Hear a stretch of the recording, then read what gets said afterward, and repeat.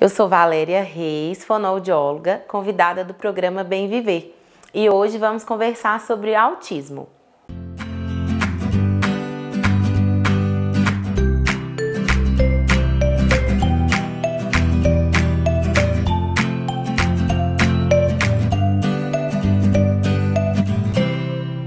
No programa Bem Viver de hoje, vamos falar sobre autismo.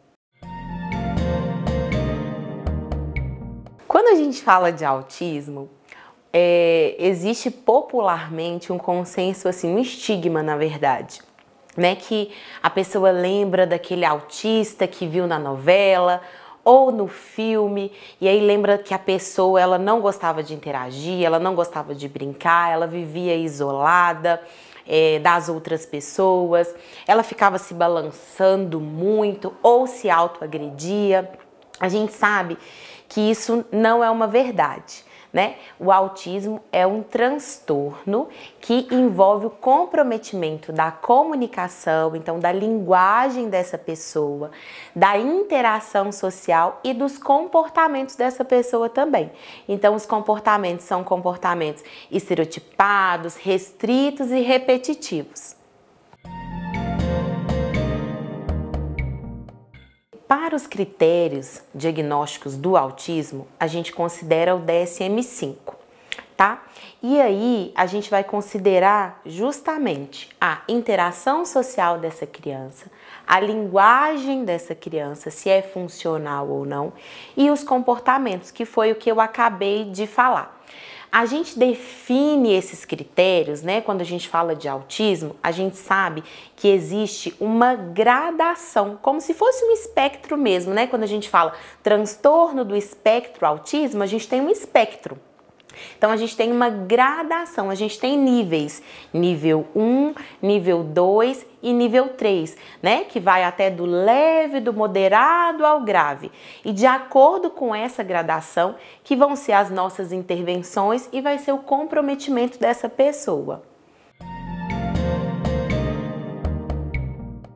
A gente sabe hoje que existem várias pesquisas, vários estudos buscando saber quais são os genes causadores de autismo, né?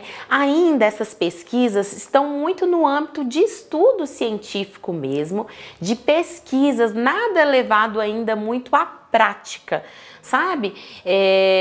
Que a gente consiga fazer assim, deixa eu identificar no meu filho quais são os genes ali que podem causar o autismo. Né? Ainda está muito em volta da pesquisa científica. A gente sabe que não existe um único marcador biológico, né, causador do autismo, assim como a síndrome de Down, que existe alteração no cromossomo 21, no caso do autismo, como são vários níveis, existem vários genes. Então ainda está sendo feito muitos estudos e muitas pesquisas. O que a gente sabe é que não existe nenhum marcador biológico. A chance de 3 a 19%, né, de ter TEA, né, transtorno do espectro autismo em irmãos, ela acontece. Quando a gente fala do diagnóstico precoce do autismo, é com o objetivo de você dar oportunidade para essa criança de acontecer o que a gente chama de neuroplasticidade, né? De você conseguir estimular e adequar todos os comportamentos, a linguagem, melhorar a qualidade de vida dela. E quando a gente fala em diagnóstico precoce, não é só fechar redondinho, né, o diagnóstico, realmente está dentro do espectro ou não. É de se aquela criança apresenta sinais, há uma hipótese diagnóstica em volta do autismo, que ela já receba a intervenção da equipe multidisciplinar, do fonoaudiólogo, do terapeuta ocupacional, do fisioterapeuta, do psicólogo, para que a gente consiga trabalhar e melhorar essas habilidades da criança, tanto de comunicação quanto de interação social, como as habilidades também acadêmicas, né? Então, o diagnóstico precoce é com o objetivo de você dar possibilidade para aquela criança de se desenvolver.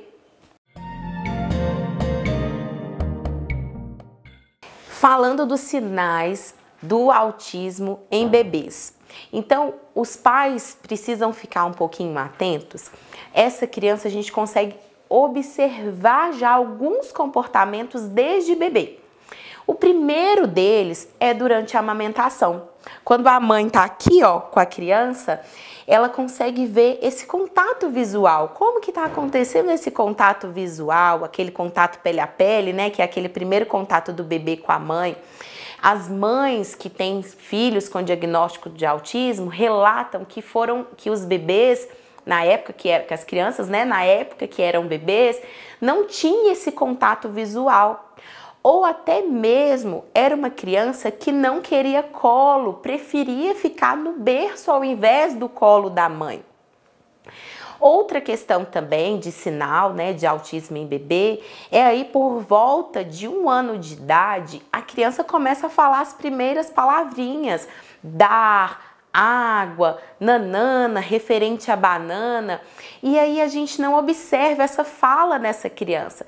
E chega por volta de 1 ano e 6 meses, a criança já tinha que ter ali palavras isoladas, conseguindo fazer solicitação de objetos para a mãe, para aquilo que ela quer, ou interagindo, e a criança não fala. A gente observa um atraso dessa linguagem por volta aí de 1 ano e 1 ano e 6 meses. Também algo a se observar é como essa criança brinca. Então, por exemplo, essa criança de 1 ano e 6 meses, ela pega a bonequinha, finge que tá ninando a bonequinha, ou pega a mamadeira e coloca na boca da boneca. Isso é algo que a gente observa no desenvolvimento normal. No autismo, a criança ela tem dificuldade de fazer o uso funcional do brinquedo. Então, o carrinho a gente já consegue fazer vrum, vrum, ou bibi. Por mais que a criança não tenha uma fala, uma linguagem desenvolvida, ela consegue fazer o uso funcional desse brinquedo. No autismo, as crianças têm um interesse restrito, um interesse bem específico. Então, ela se interessa pela rodinha do carro, do caminhão, ou ela se interessa pelo controle, fica andando com o controle debaixo do braço o tempo todo, ou ela se interessa pela poeirinha que está ali debaixo do tapete e fica com aquela poeirinha no dedo o dia todo. E se a mãe tira aquilo dela, gera um transtorno muito grande. Então, a gente já consegue observar desde a amamentação até o desenvolvimento da linguagem ali da criança, como que ela interage com outra criança. Às vezes a criança que tem diagnóstico de autismo, ela ela tem dificuldade, né? Mas ela fica bem aquém quando vê outra criança, ela não quer interagir. E no desenvolvimento normal é o oposto. A criança, quando vê outra criança, quer brincar, quer interagir, né? Então a criança com diagnóstico do autismo, muitas das vezes ela tem uma certa aversão com outras crianças. Então, esses são alguns dos sinais. Então, vamos falar sobre os níveis de comprometimento do autismo. Então, no próprio DSM-5, ele classifica em 3 níveis: nível 1, 2 e 3, tá? Então, vai do grau leve, que é o nível 1, que a gente colocaria aí o famoso a síndrome de Asperger. O nível 2, que é o nível moderado, que a criança vai precisar de estimulação, mas ela pode ser pouco ou muito funcional, dependendo do tipo de intervenção dado. E no nível 3, a criança, mesmo com muitas intervenções, muita estimulação, muitas terapias, ela pode ser pouco funcional. Então, ela ser dependente até nas atividades de vida diária, para se banhar, para comer sozinho, para calçar um sapato, para vestir uma roupa. Então, de acordo com esses níveis de comprometimento, a gente já sabe o que esperar.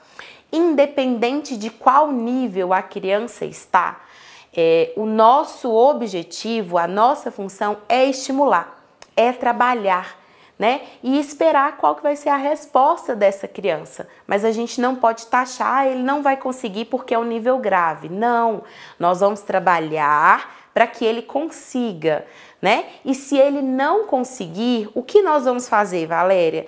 Vamos adaptar para que seja de forma mais funcional para ele e para a família, seja para a comunicação, né? Para ele se comunicar com a família, seja para o dia a dia. Então a gente vai trabalhando. Uma coisa importante também a ser dito muitas das vezes, quando a gente dá o diagnóstico para a criança, né, quando a criança recebe o diagnóstico de autismo, muitas mães falam assim: eu não posso fazer terapia, eu não posso iniciar a terapia porque ainda não tenho o diagnóstico fechado. Não, nós vamos iniciar as terapias, o trabalho multidisciplinar, fono, TO, psico, todos os profissionais que forem necessários, independente se o diagnóstico estiver fechado ou não, porque essa criança precisa de estimulação. E tempo para eles é ouro. A gente não pode ficar esperando o exame ficar pronto, ter um diagnóstico fechado certinho, tá? Com relação ao tratamento no autismo. Hoje a gente sabe que por mais que estejam feitos estudos com relação a testes genéticos, o tratamento é comportamental. Então são as terapias. Então a gente vai precisar muitas vezes do fonoaudiólogo, que sou eu, vamos precisar do terapeuta ocupacional, vamos precisar em alguns casos do fisioterapeuta também, do psicólogo, do psicopedagogo, do médico neuropediatra.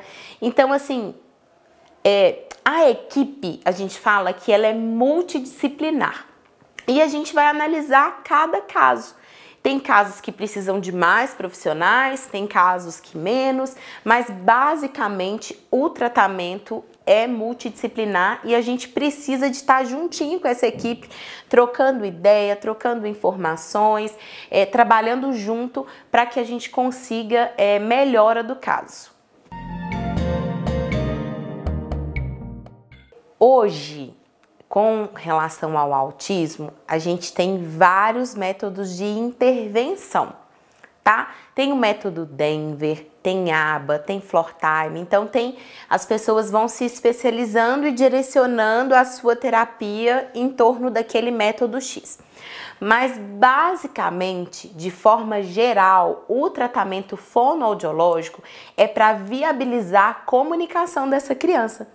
A comunicação dessa criança com a sua família, a comunicação dessa criança com os coleguinhas na escola, tá? Então a gente vai trabalhar o mais próximo da linguagem funcional. O que a gente quer? Que a criança tenha uma fala? Sim, mas que essa fala seja funcional, que não seja apenas uma repetição, uma fala sem contexto, né? Mas que seja uma fala de interação social. Então, se eu te pergunto, qual é o seu nome? Você vai conseguir me responder. Ah, meu nome é Valéria. Quantos anos você tem? Ah, eu tenho tantos anos. Ah, onde você trabalha? Ah, eu trabalho ali. Ah, o que você gosta mais de comer? Então, para que essa linguagem seja com uso social. A gente vai trabalhando, esse é o final, né? É como se a gente falasse assim, que esse é o produto final do trabalho fonoaudiológico. Mas antes disso, a gente precisa fazer com que a criança melhore o contato visual, com que a criança imite o que a gente está fazendo, né? Com que a criança compreenda aquilo que a gente tá falando com ela. Então, a gente vai trabalhar na comunicação dessa criança. Vamos para um breve intervalo, voltamos já já.